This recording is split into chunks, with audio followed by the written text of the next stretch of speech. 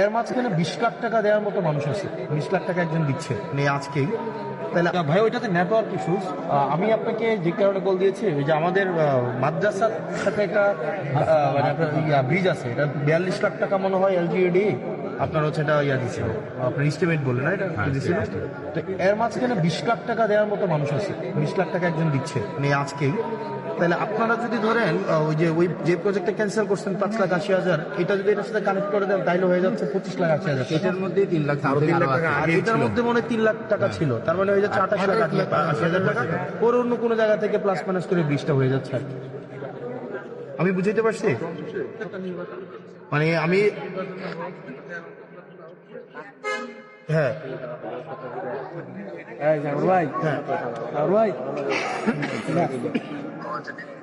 LGD কবে পাঠায় আপনি? 20টা তো মানে যাওয়াই যায় না এলজিডি।